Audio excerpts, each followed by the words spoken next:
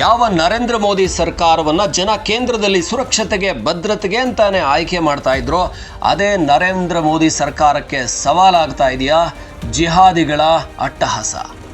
ಜಿಹಾದಿಗಳು ಯಾವಾಗೆಲ್ಲ ಹಿಂದೂ ಧರ್ಮ ಜಾಗೃತಿ ಶುರುವಾಗುತ್ತೋ ಆವಾಗ ದೊಡ್ಡ ಮಟ್ಟದ ವಿಧ್ವಂಸಕ ಕೃತ್ಯಗಳನ್ನು ಎಸಗ್ತಾರೆ ಅನ್ನೋದಕ್ಕೆ ಈ ವರ್ಷ ಮತ್ತೆ ಸಾಕ್ಷಿ ಆಗ್ತಾ ಇದೆಯಾ.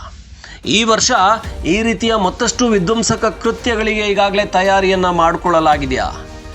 ಅತ್ಯಂತ ಹೆಚ್ಚು ಭದ್ರತೆಗೆ ಮಹತ್ವವನ್ನು ಕೊಡುವಂಥ, ಹಾಗೆಯೇ ಅಜಿತ್ ದೋವಲ್ರಂತಹ ಭದ್ರತಾ ಸಲಹೆಗಾರ ಇರುವಂತಹ, ಎಲ್ಲ ರಾಷ್ಟ್ರಗಳಿಗೂ ಕೂಡ ಚುರುಕು ಮುಟ್ಟಿಸುವಂತಹ ಭಾರತದ ಬೇಹುಗಾರಿಕೆ ಇರುವಂತಹ ಭಾರತದ ಬೇಹುಗಾರಿಕೆಯನ್ನೇ ಭೇದಿಸಿ ದಾಳಿಗಳನ್ನು ಮಾಡ್ತಾ ಇದ್ದಾರೆ, ಸ್ಫೋಟಕಗಳನ್ನು ದೇಶದ ಒಳಗೆ ತರ್ತಾ ಇದ್ದಾರೆ ಅಂತ ಹೇಳಿದರೆ ಅದು ಈ ಒಂದು ಸಂದರ್ಭದಲ್ಲಿ ಆಗ್ತಾ ಇರೋದು ಯಾಕೆ ಅಂದರೆ ಹಿಂದೂ ಧರ್ಮ ಜಾಗೃತಿ ಹೆಚ್ಚಾಗ್ತಾ ಇರುವ ಕಾರಣಕ್ಕ.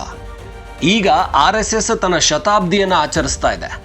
RSS 100ನೇ ವರ್ಷದ ಶತಾಬ್ದಿ ಅಂದರೆ 100ನೇ ವರ್ಷದ ಸಂಭ್ರಮದಲ್ಲಿರುವಾಗ ಕರ್ನಾಟಕದಲ್ಲಿ ಹೇಗೆ ತೀವ್ರ ಪ್ರತಿರೋಧ ವ್ಯಕ್ತ ಆಯಿತು, ರಾಜಕಾರಣಿಗಳಿಂದ ಕೆಲವು ಕಡೆ ಪಥಸಂಚಲನ ಮಾಡಬಾರ್ದು ಅಂತ, ಹಾಗೆ ಗಣೇಶೋತ್ಸವದ ಮೆರವಣಿಗೆಗಳ ಮೇಲೆ ಕಲ್ಲು ತೂರಾಟ ಹೇಗೆ ಹೆಚ್ಚಾಗ್ತಾ ಇದೆಯೋ, ಹೇಗೆ ಭಗವಧ್ವಜ ಹಾಗೆಯೇ ಹಿಂದೂ ಧಾರ್ಮಿಕ ಚಿಹ್ನೆಗಳ ಮೇಲೆ ದಾಳಿ ಶುರುವಾಗಿದೆಯೋ, ಈ ಸಂದರ್ಭದಲ್ಲಿ ನರೇಂದ್ರ ಮೋದಿಯ ಒಂದು ಬಲಿಷ್ಠವಾದಂಥ ಸರ್ಕಾರ ಇದ್ದರೂ ಕೂಡ, ಸಂಪೂರ್ಣ ಬಹುಮತದ ಸಂಪೂರ್ಣ ಸುರಕ್ಷತೆಯ ಗ್ಯಾರಂಟಿ ಇರುವಂಥ ಸರ್ಕಾರ ಇದ್ದರೂ ಕೂಡ ದಾಳಿಗಳು ಹೆಚ್ಚಾಗ್ತಾ ಇವೆ ಅಂತ ಹೇಳಿದರೆ ಅದಕ್ಕೆ ಕಾರಣ RSSನ ಶತಾಬ್ದಿಯ. ಯಾಕಂದರೆ ಬೆಂಗಳೂರಿಗೆ ಬಂದಂಥ ಮೊನ್ನೆ ಬೆಂಗಳೂರಿಗೆ ಬಂದಂತಹ RSSನ ಸರ್ಸಂಚಾಲಕ್ ಮೋಹನ್ ಭಾಗವತ್ ಹೇಳಿರುವಂಥ ಒಂದು ಮಾತು, ದೇಶದ 140 ಕೋಟಿ ಭಾರತೀಯರು ಒಪ್ಪಿದರೆ ಈಗಲೂ ಕೂಡ ಭಾರತ ಹಿಂದೂ ರಾಷ್ಟ್ರ ಆಗಬಹುದು ಅಂತ. ಅಂದರೆ ಭಾರತ ಹಿಂದೂ ರಾಷ್ಟ್ರ ಆಗಬೇಕು ಅನ್ನೋಂಥ ಧ್ವನಿ ಎದ್ದಾಗಲೆಲ್ಲ ಜಿಹಾದಿಗಳು ಮೆರೆಯೋದಕ್ಕೆ ಶುರು ಮಾಡ್ತಾರೆ, ತಮ್ಮ ದಾಳಿಗಳನ್ನು ಶುರು ಮಾಡ್ತಾರೆ. ಅದು ಭಾರತದ ಮೇಲೆ ಶುರುವಾಯ್ತಾ ಈಗ. ಯಾಕಂದರೆ ಭಾರತ ಪೆಹಲ್ಗಾಮನ್ನು ಈ ವರ್ಷ ಈಗಾಗಲೇ ಎದುರಿಸಿ ಅದರಿಂದ ಸುಧಾರಿಸಿಕೊಳ್ತಾ ಇದೆ, ಆ ನೋವಿನಿಂದ ಹೊರಗಡೆ ಬರ್ತಾ ಇದೆ, ಅದಕ್ಕೆ ಪ್ರತ್ಯುತ್ತರವನ್ನು ಕೊಟ್ಟಿದೆ. ಅಷ್ಟರಲ್ಲಾಗಲೇ ಮತ್ತೊಂದು ದಾಳಿ.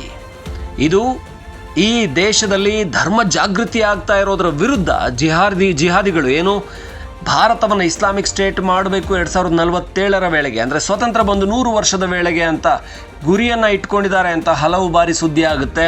ಅವರ ಒಂದಷ್ಟು ಲೆಕ್ಕಾಚಾರಗಳ ವಿಚಾರಗಳ ಪೋಸ್ಟರ್ಗಳು ಕೂಡ ಹೊರಗಡೆ ಬರುತ್ತೆ. ಈ ರೀತಿಯ ಜಿಹಾದಿಗಳು ಮೊನ್ನೆ ದೇಶದ ಅಂದರೆ ಭಾರತ ಹಿಂದೂ ರಾಷ್ಟ್ರ ಆಗಬೇಕು ಅಂತ ಹೇಳಿದರೆ ಭಾರತೀಯರು ಮನಸ್ಸು ಮಾಡಿದರೆ ಆಗುತ್ತೆ ಅಂತ ಹೇಳಿದಂತಹ ಸರ್ಸಂಚಾಲಕ್ ಆಗಿರುವಂಥ ಮೋಹನ್ ಭಾಗವತ್ ಅವರ ಹೇಳಿಕೆಗಳು ಬಂದ ನಂತರ ಈ ರೀತಿ ದಾಳಿಗಳು ಅಲ್ಲಲ್ಲಿ, ಅಂದರೆ ಬಾಂಬ್ ಸ್ಫೋಟ ಇರ್ಬೋದು, ಸ್ಫೋಟಕಗಳು ಸಿಗುವಂಥದ್ದಿರ್ಬೋದು, ಇದಾಗ್ತಾ ಇದೆ ಅಂತ ಹೇಳಿದರೆ ಇದು ಜಿಹಾದಿಗಳ ಷಡ್ಯಂತ್ರ. ಜಿಹಾದಿಗಳು ಭಾರತದ ಮೇಲೆ ದಾಳಿ ಮಾಡಿ ಭಾರತವನ್ನು ಇಸ್ಲಾಮಿಕ್ ಸ್ಟೇಟ್ ಮಾಡುವಂಥ ಹುನ್ನಾರವನ್ನು ಮುಂದುವರಿಸ್ತಾ ಇದ್ದಾರಾ.